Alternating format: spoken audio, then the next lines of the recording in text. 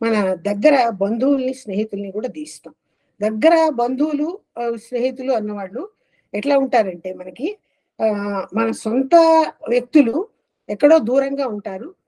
వృద్ధాప్యంలో మన పేరెంట్స్ ఇద్దరే ఉంటారు, వాళ్ళ సంతానం ఎక్కడో దూరంగా ఉంటారు.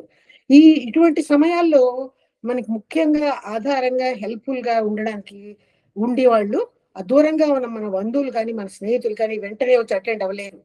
మనకి చక్కగా మంచికి కానీ చెడుకు కానీ ధన సహాయం కానీ ఏదైనా అనారోగ్యాలు వచ్చినప్పుడు కానీ గబుక్కని మనకి అటెండ్ అయ్యేవాళ్ళు, మనకి హెల్ప్ చేసేవాళ్ళు మన స్నేహితులే, మన ఆత్మీయులు, మన స్నేహితులే చేస్తారు. ముందు చుట్టుపక్కల ఉన్న వాళ్ళే హెల్ప్ చేస్తారు, ఆ తర్వాత మన అయిన వాళ్ళు వచ్చి ఆదుకోగలుగుతారు. అనేక రకాల మన స్నేహితుల నుంచి లాభాన్ని పొందుతున్నాము. మనం కూడా వాళ్ళకి మంచి చేస్తూనే ఉంటాము, చాలా ఆత్మీయంగా ఉంటాము, ప్రాణం పెడుతూ ఉంటాము స్నేహితులు అనేసరికి. కాబట్టి స్నేహితులకి కూడా మనం దీవెనలు ఇవ్వడం వల్ల వాళ్ళకి మంచి జరిగి వాళ్ళ ద్వారా తిరిగి మనకి మంచి జరుగుతుంది. దగ్గర బంధువులు కూడా ఆ రకంగానే తలుచుకొని ముఖ్యమైన స్నేహితులకి, ముఖ్యమైన బంధువులకి, దగ్గర బంధువులకి కూడా దీవెనలు అందిస్తాం. ఆ తర్వాత స్టెప్ లో దీవెన ఏంటంటే మన ఒక ఆఫీసులో ఉద్యోగం చేస్తున్న వ్యక్తికి పైన అధికారి ఉంటాడు, కింద సబార్డినేట్ ఉంటాడు. మన ఇంట్లో కూడా మనం సర్వెంట్ మేట్స్ పెట్టుకుంటాము, మెయిడ్స్ ఉంటారు. వీళ్ళ విషయంలో కూడా మనం తొందరపాటుగా ప్రవర్తించకూడదు. ఒక అధికారి ఏం చేస్తాడంటే మన పై అధికారి మనని కొంత ప్రాజెక్ట్ వర్క్ సరిగ్గా సబ్మిట్ చేయలేదు అని తొందర పెడుతూ ఉంటాడు. మన కింద అధికారి మనకి ప్రాపర్ గా వర్క్ చేసి దాన్ని అందించడు. ఈ టైంలో ఏమవుతుందంటే మన పై వాళ్ళతో కింద వాళ్ళతో మనకి సామరస్యం చెడిపోయి మనశ్శాంతి లేక మనోవికలత ఏర్పడుతుంది. అందుకని మనం ఏం చేయాలంటే వాళ్ళని, మన పై అధికారిని, మన కింద పనిచేస్తున్న వాళ్ళని, ఉద్యోగరీత్యా ఉన్న వాళ్ళు ఇంట్లో ఉన్నప్పుడు ఇంట్లో కూడా మనం పెట్టుకున్న సర్వెంట్ మెయిడ్స్ ని, ప్యూన్స్ ని, వీళ్ళందరి పట్ల కూడా సానుభూతితో ఉండి వాళ్ళకి మంచి జరగాలి, వాళ్ళు మనతో సామరస్యంగా ఉండి మనకి సహకారాలు అందించాలి. పని వాళ్ళు మనకి సరిగ్గా అటెండ్ అయితేనే మన ఇల్లు, మన వాకిలి, మన ప్రవర్తన, మన అన్ని కూడా మనకి బాగుంటాయి. అట్లాగే ఆఫీసులో ఉద్యోగం చేసే వాళ్ళు కూడా అటు కింద వర్క్ చేస్తున్న వాళ్ళు, పైన ఉన్న అధికారులు కూడా సహాయ సహకారాలు ఉంటేనే వాళ్ళ ఉద్యోగ రీత్యా వాళ్ళ ధర్మాలు వాళ్ళు చక్కగా నిర్వర్తించగలుగుతారు. ఇటువంటి స్వయంశ కోసం మన నిత్య జీవితంలో మన టచ్ లో ఉన్న వాళ్ళందరికీ మనం దీవెనలు ఇవ్వాలి. తర్వాత స్టెప్ లో శత్రువులకి కూడా దీవెనలు ఇవ్వమంటారు వేదాంతి మహర్షి గారు. శత్రువులకి ఇస్తాం. శత్రువులకి అందరికంటే ఎక్కువగా, ముఖ్యంగా ఎక్కువ టైమ్స్ ఇవ్వమంటారు. కుటుంబ సభ్యులకి పర్ డే 25 టైమ్స్ దీవెనలు ఇస్తే శత్రువులకి పర్ డే 200 టైమ్స్ ఇవ్వమంటారు. శత్రువుల వల్ల మనకి కలుగుతున్న లాభం ఏంటంటే మనకి నష్టమే ఫీల్ అవుతాం, మనకి అది బాధగానే ఉంటుంది. వాళ్ళు మన ఇబ్బంది పెడతారు, కష్టపెడతారు, బాధ పెడతారు, మన పట్ల దౌర్జన్యం చేస్తారు. కారణం సరిగ్గా ఉన్నా లేకపోయినా కూడా, సౌండ్ రీజన్ లేకపోయినా కూడా మనతో మాట్లాడడం మానేసి దూరం అయిపోయి అనేక రకాల ఇబ్బందులు కలుగుతూ ఉంటాయి శత్రువుల వల్ల. ఈ శత్రువుల వల్ల కలిగే ఇబ్బందులు ఎట్లా ఉంటాయంటే మనం బాధపడతాము, దిగులు పడతాము, దుఃఖపడతాము, వాళ్ళు దూరం అయ్యారని, చేశారని. ఈ బాధ, దుఃఖము అన్నవి అనుభవించవలసినటువంటి అవసరము ఒక కర్మ రూపంలో మన జీవధాతు కేంద్రంలో ముద్రించబడి ఉంది. ఆ బాధ మనం పడవలసిన అవసరం మనకు ఉంది. ఆ కర్మ పరిపక్వత ఆ బాధ పడితేనే బయటకు వచ్చేసి తీరిపోతుంది. కాబట్టి మన కర్మని మనం అనుభవించే అవకాశము శత్రువు రూపంలో నిలబడి ఆ వ్యక్తి మనకి ఇస్తున్నాడు. ఆ వ్యక్తి వల్ల నష్టపోగానే మనం దుఃఖపడతాము, బాధపడతాము. దానివల్ల మన ఆ దుఃఖం వల్ల, భావం వల్ల ఉన్నటువంటి ఆ నెగటివ్ ఇంప్రింట్ కరిగిపోతుంది. దాని అనుభవంలోకి తెచ్చి తీసి పక్కన పెట్టేస్తాం. శత్రువు వల్ల మనకు జరుగుతుంది మేలే కానీ కీడు కాదు. కానీ అలా అనిపించదు, మనకి బాధ అనిపిస్తుంది. శత్రువుల్ని దీవించడం అంటే చాలా కష్టమైన పని. దాన్ని దీవించడం అనేది దానికి మనసు తొందరగా ఒప్పుకోదు, నాలిక తొందరగా తిరగదు. శత్రువులు దీవించడం అనేది చాలా కష్టంగా ఉండే విషయమే. అయినా కూడా మహర్షి గారు వాళ్ళని దీవించడం అంటారు. వాళ్ళని దీవించడం వల్ల ఏమవుతుందంటే మనకున్నటువంటి వాళ్ళు కలిగిస్తున్న కష్టం వలన, మనం పడుతున్న బాధ వలన, మన జీవధాతు కేంద్రంలో నెగటివ్ ఇంప్రింట్ పడుతుంది మన బాధకి, మన దిగులకి. ఆ నెగటివ్ ఇంప్రింట్ పోవాలి అంటే మనం వాళ్ళని దీవించాలి. వాళ్ళని దీవించడం వల్ల ఏమవుతుందంటే వాళ్ళ మంచి కోరుకుంటున్నాం కాబట్టి మన నెగటివ్ ఇంప్రింట్ కరిగిపోతుంది. వాళ్ళు మనకి కీడు చేసినటువంటి నెగటివిటీ అన్నది వాళ్ళల్లో కూడా కరిగిపోతుంది. వాళ్ళల్లో కూడా ఆ నెగటివ్ ఇంప్రింట్ కరిగిపోతుంది. ఎదుటి వాడికి కీడు చేయాలి అనుకోవడము నెగటివ్ ఇంప్రింటే కదా, నెగటివ్ ఇంప్రింట్ అది, నెగటివ్ థింకింగే. వాడు ఆ రకంగా ఆలోచించి మనకి కీడు చేశాడు. అట్లా చేయడం వల్ల అతనిలో కూడా నెగటివ్ ఇంప్రింట్ ఏర్పడింది. అతనిలో ఆ నెగటివ్ ఇంప్రింట్ కరగాలి అంటే నువ్వు అతన్ని దీవించాలి. నీలోది కలగాలి, నీ బాధకు సంబంధించి నీలో కలుగుతున్న చెడు ఇంప్రింట్ కరగాలి అంటే నువ్వు అతన్ని దీవించాలి.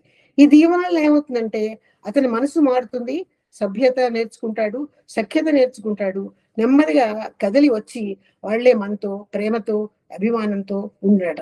ఇలాంటి సంఘటనలు ఎన్నో ఆయన జీవితంలో జరిగాయి. ఆయన కొన్ని ఉదాహరణలు కూడా చెప్పారు మనకవి.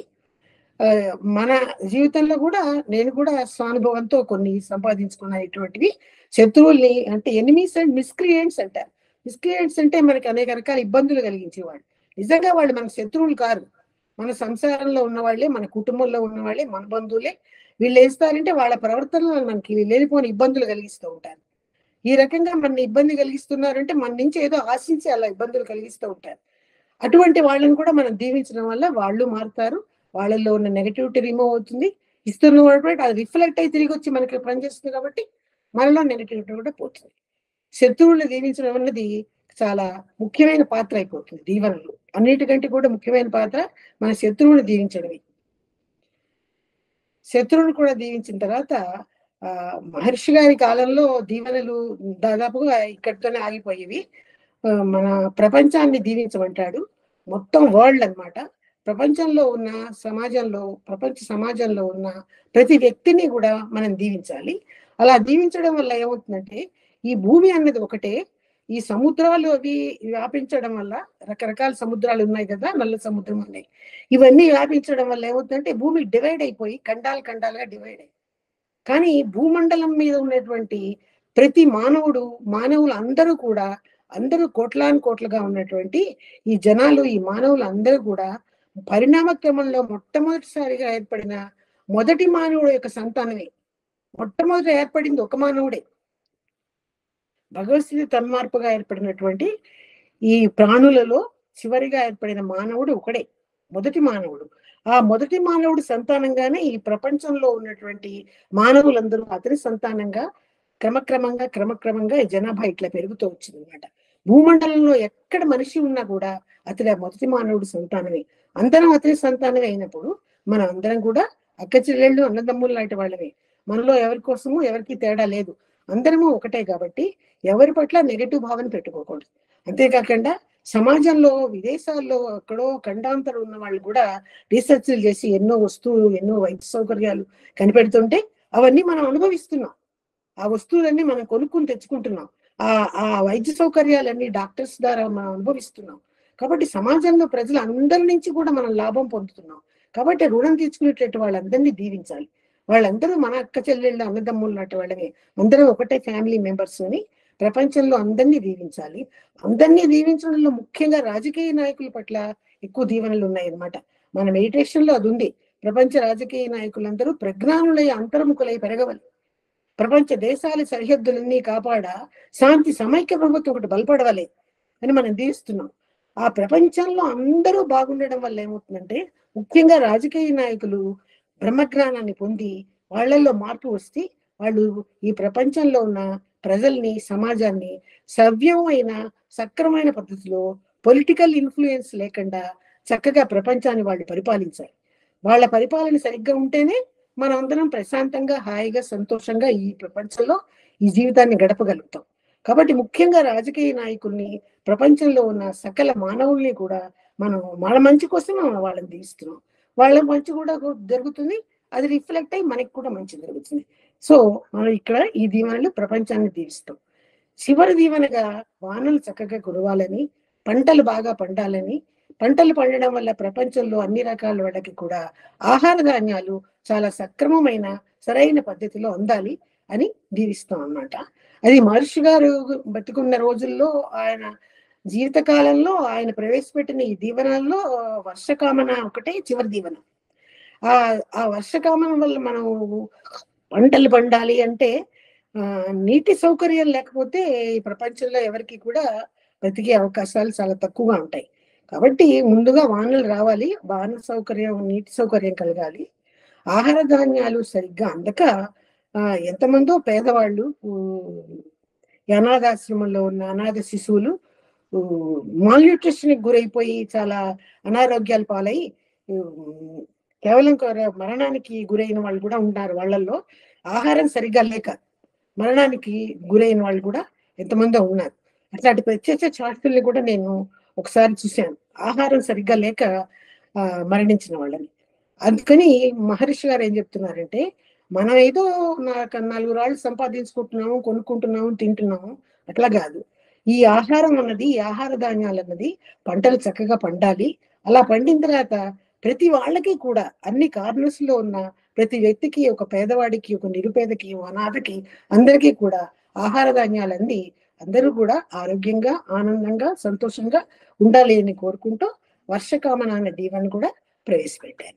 ఈ రకంగా దీవెనలో ఉన్న యొక్క మహత్యాన్ని, గొప్పతనాన్ని తెలుసుకుని అవి మన బయోమాగ్నెటిక్ వేవ్ ద్వారా అవతల యొక్క బయోమాగ్నెటిక్ వేవ్ కి విశ్వకాంతం ద్వారా చేరి వాళ్ళకి మంచి చేసి తిరిగి అదే మంచి మనకి, మన చుట్టుపక్కల ఉన్న వాళ్ళకి కూడా జరుగుతుంది అనమాట. అలా జరగాలని దీవెనలు ప్రవేశపెట్టారు. తర్వాత కాలంలో ఈ ఆర్గనైజేషన్ జరిపే వాళ్ళు ఏం చేశారంటే, ఈ దీవెనలు ఇంకా కొన్ని ఎక్స్టెండ్ చేశారు. వాటిల్లో ఈ రోజు సమావేశమైన సభ్యులందరికీ దీవెనలు, తర్వాత అలయార్లో ఉన్నటువంటి స్వామీజీ యొక్క సమాధి మందిరైన మణిమండపానికి దీవెనలు, అలయార్లో ఉన్న ధ్యాన మందిరాలకు దీవెనలు, ప్రపంచవ్యాప్తంగా ఎన్ని చోట్ల ఉన్నటువంటి సెంటర్స్, సబ్ సెంటర్స్ చాలా ఉన్నాయి. ఇక్కడ యుఎస్ఏ వచ్చిన తర్వాత నేను గమనించాను, ఇక్కడే ఎన్ని సెంటర్స్ ఉన్నాయి, ఇక్కడ ఉన్నాయి, అన్ని దేశాల్లోనూ కూడా వాళ్ళ సెంటర్స్ ఉన్నాయి. వాళ్ళందరూ కూడా సేవ చేస్తున్నారు సెంటర్స్ ద్వారా. కాబట్టి ఆ సెంటర్స్ ని అవి రన్ చేస్తున్న వాళ్ళందరికీ కూడా దీవెనలని వీళ్ళు ప్రవేశపెట్టారు. ఇవన్నీ కూడా వీళ్ళ ఆర్గనైజేషన్ చేస్తున్న వాళ్ళు కొత్తగా యాడ్ చేశారు. మనం అవి కూడా చెప్పుకుంటున్నాం మన మెడిటేషన్ లో. దీవెనల యొక్క ఫలితాల్ని, గొప్పతనాన్ని తెలుసుకోవాలి.